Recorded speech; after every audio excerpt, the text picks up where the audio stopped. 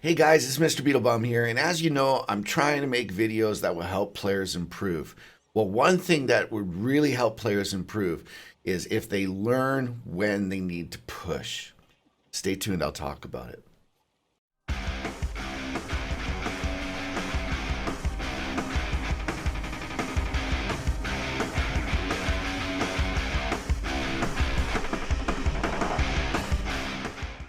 All right, guys. So today I woke up and I did my usual routine.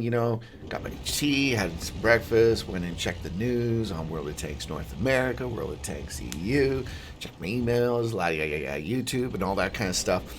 And then I was thinking about, what should I do for a video today? And I said, you know what? I'm just going to get into one game here.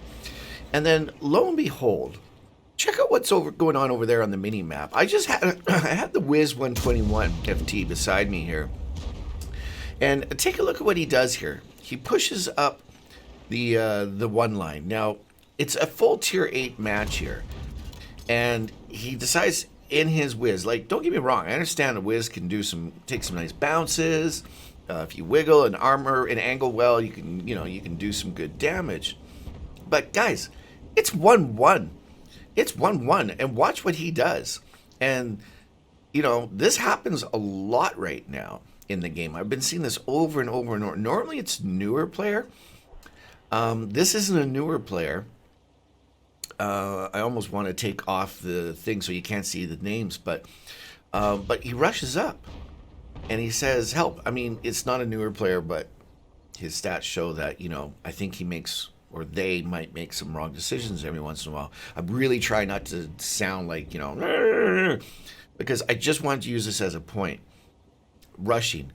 Now everyone's rushing up with him. Now we got some new players going up there with him. It's like, okay, that's what we're supposed to do, kind of thing. He's almost dead, and now he's got 3 other guys. Okay, they get 1 kill. They got a kill, guys. It's even, man. I'm trying to support them, but, it is what it is, man. Boom. There goes the Wiz. Now we're down by 1. Obviously by this time, all these guys that are rushing up are getting spotted. And watch their damage here, man, right up here. 1 by 1, they actually go out of my view range here, but they're all getting hit. Why? Because there's not just one tank. You rush up to an area that's unspotted and unknown, and there's probably gonna be a chance that you're gonna end up finding out that there's other tanks there. What I mean by that is if you let the game progress naturally, there goes another one knocked out. If you let the game, and now they're getting flanked, if you let the game progress a bit, you're going to give opportunities for the tanks that are back there to get lit. And then you have a better idea as to, whether or not you should push or not. Now we got another tank rushing up. The light, again, just a little too late. Another tank that went up there is gone. Luckily, we take out the charioteer, so it's starting to be a bit of an even-steven match. Or trade-off, I guess. Now goes the Elk Even's gone. And now you're starting to see, oh, that's why they're all dying up there, is because there's more than just those tanks. Now we see there's a Lancin up there as well.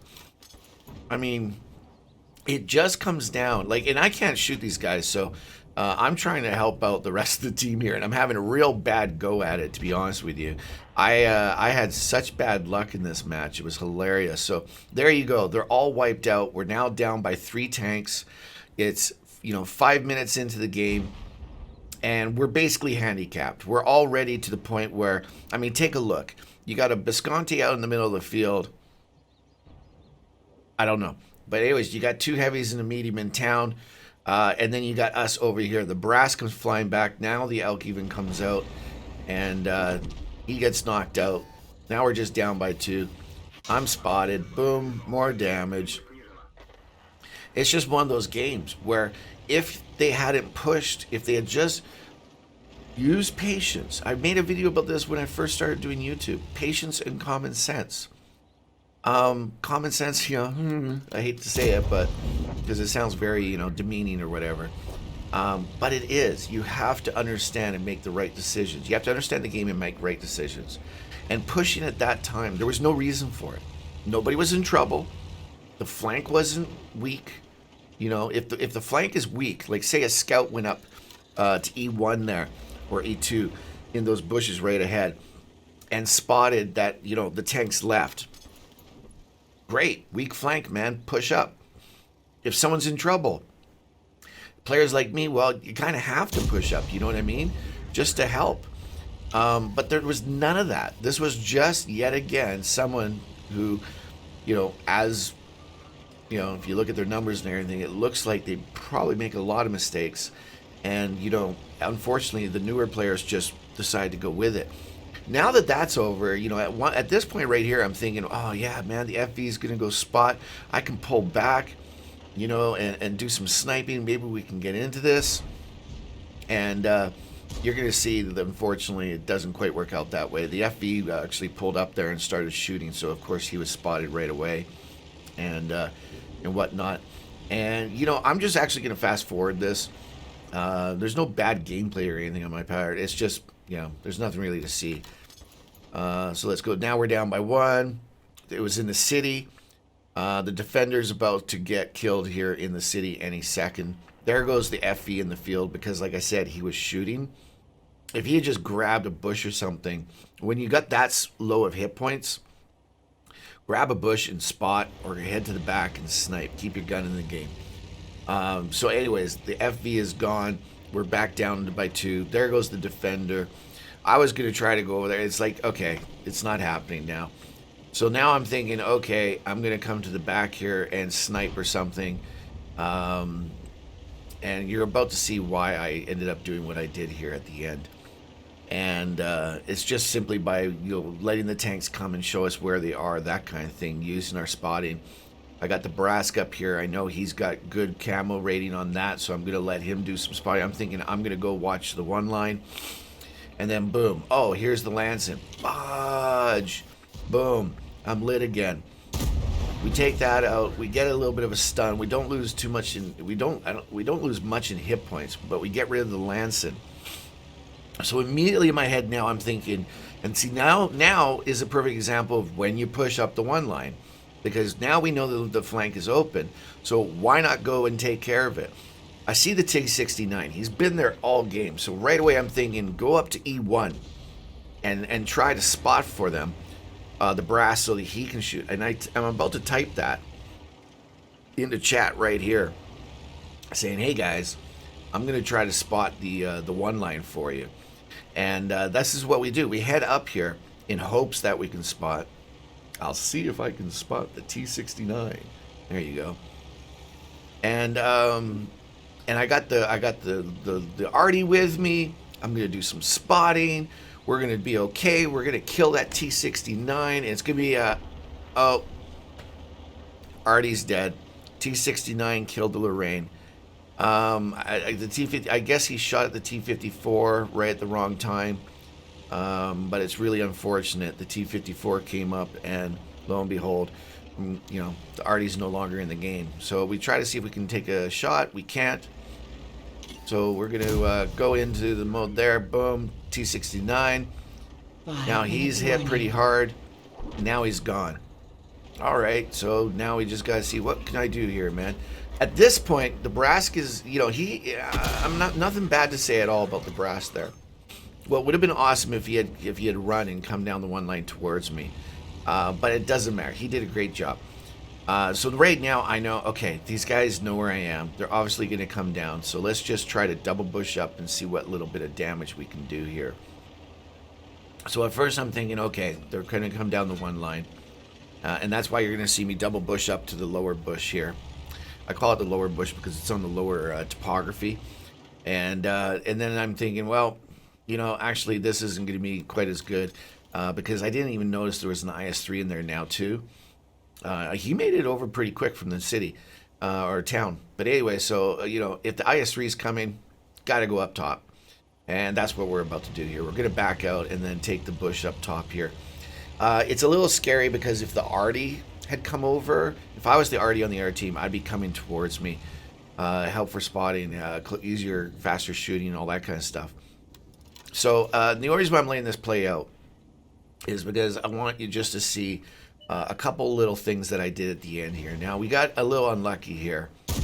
Nothing. No track, no damage. I'm lit. That means Artie gets a free shot. So I'm going to do the little, oh, I'm going this way. Oh, hold on. Wait a minute. No, I'm going this way. Am I going to go up? No, I'm going back here this way. I've turned around so it's faster. Oh, I'm going to stop. Now I'm not lit. So I'm backing out. And lo and behold, he actually shot up here. So I'm going to go right back into this position now and wait for the IS-3. Oh, shoot. He's over here. Okay. Boom. This one actually worked out, but we took a big hit here. And I'm lit again. We did a good amount of damage on the IS-3, and we got him down to the point where he could be a one hit. So we got to move fast here. We got to go fast. Yet again, another stun. Use the kit. Boom. Take out the T54 mod, and trying to use the topography to my advantage right here. You see, I'm going to go around here. I'm going to go around here trying to hide myself, and this is what we were able to do. Now the Artie can't shoot me. He can stun me, but he won't be able to shoot me. And it's just a matter of trying to get a shot here. There's the Artie, so we got the stun. We know that. Stuns really aren't that bad, in my opinion, especially when using a sniper. Now, I do flub a shot here. Here it goes, guys, right there. That's what we were waiting for. Now, I want you to see something right here. I don't know what happened, but right here, he finally realizes. And he realized just the right time. Watch this. Watch. I'm going to shoot. I'm going to shoot him now. Oh, that IS-3. That IS-3. He had a little flub there. Yeah, I mean, he won, so it's all good. But I'm just saying, you got to keep an eye on. You got to keep an eye on when they're shooting. I don't know what happened there because he paused, and he is lucky there, man. Because you saw what happened, man. I was like like that, and he beat me to it. He got me just as I was about to shoot him, and that would have been epic. Because if we took him out, the Lowe's a slow-moving tank, and I know that my view range is way superior to him, and it probably would have been able to be a different game. But that wasn't the point of this video. I hope you noticed at the end, like I said, I showed you that because I wanted to show you how I use the topography. I'm constantly trying to use the topography to be arty safe and also use it to the advantage so you can't take a shot on me. But the key thing to this video, guys, is one thing. It's that you got to wait. You got to use your patience and common sense. You can't go pushing up. That's not when you go. If the flank is weak, yes. If you have support and you're a good amount of tanks and you have an idea as to who's there, yes. But you can't just go up on your own and say, dun, dun, dun, dun, I'm going to lead the flank. You don't even know what's up there, especially a tank destroyer. Albeit a tank destroyer that bounces quite a bit. Still, though, there's just two. What happens if there was 4 or 5 tanks up there? He would have been obliterated before the guys, his buddies were even able to come up and help him. So anyways, that's it. But there's one last thing. This is a little bonus thing, okay? What I'm going to do here is up on the, you're going to see up here, I'm going to put up what I screen capped. I was watching a certain streamer today doing the, Order of War. I tried, just so you guys know, I applied to get in, but Wargaming didn't give me an invite, so I don't get to play it, so I can't make videos on it to show you, unfortunately. I'm not allowed to use I can't use game footage from someone else's game. But what I am allowed to do is just show you numbers. And what it basically is you've got, and I will put the picture up in a moment here, but just for the build-up.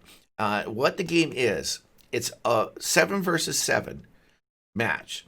But 7 on the one team are you, me, and 5 other players. While on the opposite team, it's 1 player. And that 1 player gets to decide where all the 7 tanks, what 7 tanks he gets to play with, where they're going to go, what they're going to get for crew skills, what they're going to get for equipment. Then you got yourself, I believe it's 3 scout towers, maybe 2, and 2 or 3 bunkers, maybe 4. And then artillery, which is, you'd think it's going to be like anti-air, but it's anti-tank. It's like having 2 more arties on your team, basically. Which pillbox, if that gets you from behind, does a lot of damage. Your artillery, huge damage. Huge pen, like 400 pen, man. It's crazy. But here's the kicker, though. I watched the person play, and the person won, and it was a pretty interesting match. They went real heavy, super heavies. Everything was HE. Everything had 6 crew skills on every crew member in the thing. All the great equipment and everything, and all using good rounds and whatnot. Anyways, what I want to show you is how much it cost, and that is crazy. I mean, what you're going to see here on the screen, I'm just putting it up in front of myself right now so I can read it to you. Earned in battle, 196,000 credits. That is pretty good, man. So let's go and play this, and let's farm some credits. One problem. All those crew skills, everything all the equipment, sorry, not the crew skills, they don't cost. The equipment, though, in loading everything, look how much. Auto repair, 169,000. Almost all of what the person made went to just repairing the tanks. Then there was the ammunition. That was another 181,000. That's almost what he made. Then there's auto resupply to consumables, another 80,000. Guys, 235,000 credits for a win. That's a loss of 39,000 credits. You're in the hole, 39,000 credits. And that's a win. My lord, can you imagine if you lose as the anyways, this is only in testing. So I'm assuming that wargaming is going to have to change this. In all honesty, I think that and the only thing I didn't watch anyone play the regular tanks yet. I'm hoping that those are just bring your own tanks. If you pick any tank you want and you load it up the way you want, then you're going to be losing quite a bit of coin as well. But hopefully it's just bring your own tanks. The other thing is, well, maybe you don't have to buy these consumable or equipment because the first time you buy it, and then every time after that, it will already come equipped, and it has to be. But anyways, all I can say is that is a lot, even without putting all the credits into it to make it. Still, negative 235. That is a lot, man. I hate the fact that it's like that right now. Why? Because that gives people who like to blame wargaming, and there's certain people out there who their big shtick is just how wargaming sucks, and that's gonna give them fuel for fire.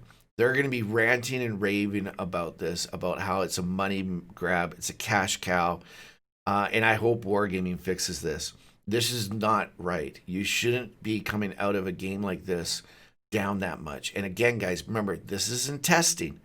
So I'm hoping, I don't think Wargaming is going to see this video. I hope they do. I hope they hear my plea that you guys need to tweak that and fix it. This is why I wish I was in it, because I've been a tester my whole life. Well, not my whole life, but anyways, World of Warcraft, man. I loved being a tester for them. It was like bug hunt, you know what I mean? See who could come up with find the most bugs in the game. And I'll tell you right now, this is one I'd be talking to them about. I'd be putting in a ticket or whatever they call it during the testing, saying, guys, you got to fix this, man. This is bonkers. Why would anyone want to play this if you're going to lose that much money every time, that much credits, and it's just not good for your image, man, for a free-to-play game to be this.